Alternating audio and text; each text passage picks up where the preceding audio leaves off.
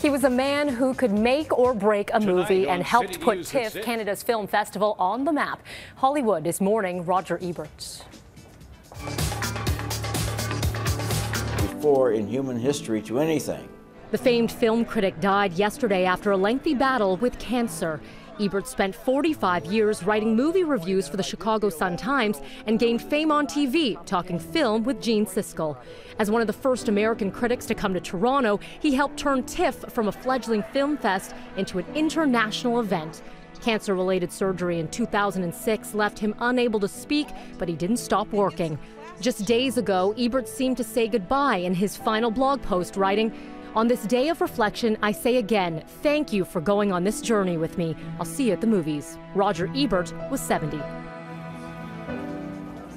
Well, Chris Brown is expected back in front of a Los Angeles judge today for a probation hearing, and all eyes will be on the courtroom to see if Rihanna joins him.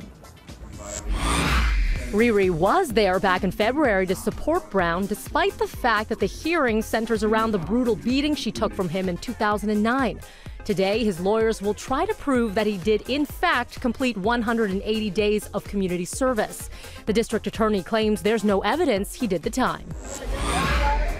Rihanna may have her own issues to deal with now that she is the latest celebrity swatting victim. Apparently, police showed up to the Bayesian beauty's Los Angeles home after a 911 call saying someone had been shot there. When officers arrived, there was no evidence of a crime.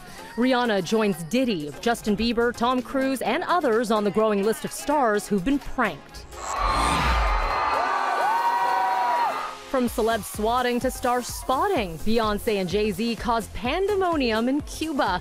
Crowds swarmed music's power couple who were in Havana to celebrate their 5th wedding anniversary. Queen Bee and Jeezy were spotted dining out and touring Old Havana. The pair tied the knot in 2008 and welcomed baby Blue Ivy in January 2012. Mad Men returning to the small screen this Sunday. The series' resident bombshell, Christina Hendricks, opens up in this Canadian exclusive. What would it take to make you a queen? I don't think you could afford it. The red-haired vixen is back for Mad Men Round 6 with even more drama now that her character Joan Harris has made partner. Hendricks graces the cover of Flair magazine's May issue, and Entertainment City has your first look inside. The 37-year-old sports designs from Stella McCartney, Dolce & Gabbana, and Lorenz Scott, and opens up about facing rejection in Hollywood and anxiety over her biggest film role yet, the lead in Ryan Gosling's directorial debut, How to Catch a Monster. Flair's May issue hits newsstands next week. And don't forget to tune in on Monday to find out whose Hollywood look captured this week. You can also find out everything on our L'Oreal Paris Look of the Week. All you need to do, head to breakfasttelevision.ca/Look of the Week. And remember, you can always weigh in on all those entertainment headlines. Just tweet us at NCity.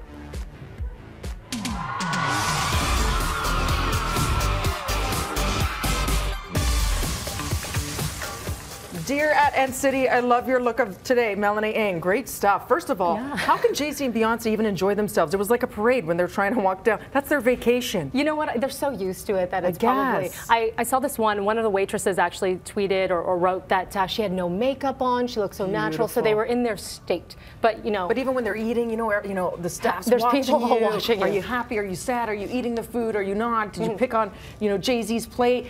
How do they ever relax? It must be so hard to be under that microscope. I mean, here they are. This is their vacation. They can't even see the surroundings because there's a sea of people around them. Right. They can't. That's the thing. But you know what? You sort of accept that when you're Beyonce and Jay-Z. Yeah. Celebrity problems. Yeah. Really. That's as big as it gets, right? Really. They're multimillionaires. They both look fantastic. Absolutely. Now, very sad news when we all found out yesterday. I think a lot of us found out through the Twitterverse nowadays about the passing of Roger Ebert. I remember seeing him during the TIFF screenings. He really did bring, as you mentioned earlier, it was a fledgling film festival, TIFF was, and then he actually really did cement it, and it became what it was because of his support. He really did, and so many people are jumping online, including Cameron Bailey, who's the artistic director, of course, of TIFF. He tweeted yesterday, I love this, movies are human documents, they show us our soul. Roger Ebert taught me that. Rest in peace. Ooh, that's nice. And there are so many people who are taking to social media or releasing statements as well. And across President the realm, Obama. President Obama, Prime Minister Harper,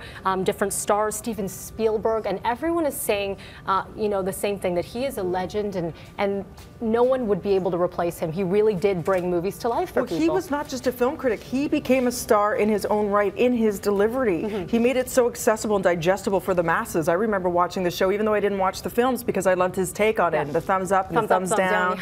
You know, and it was really touching to see his last tweet as well, which was "See you at the movies," which was always his sign off.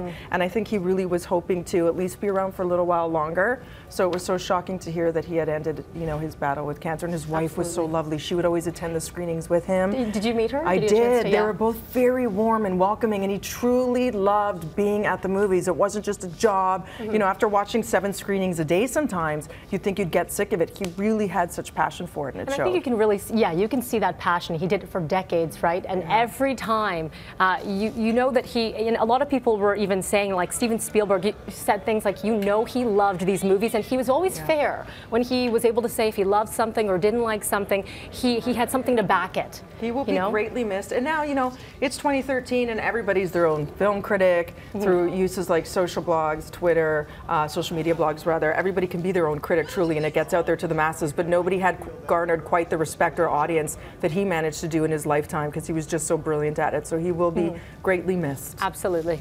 Thanks for that, Mel. You're welcome. So that's it, guys. For more information at Ant City, you will be back all next week, Tuesday through Thursday. We've got the L'Oreal Look of the Week. Who will it be? You have to find out on Monday. It'll be create that. It'll be Melanie and her fake tattoo.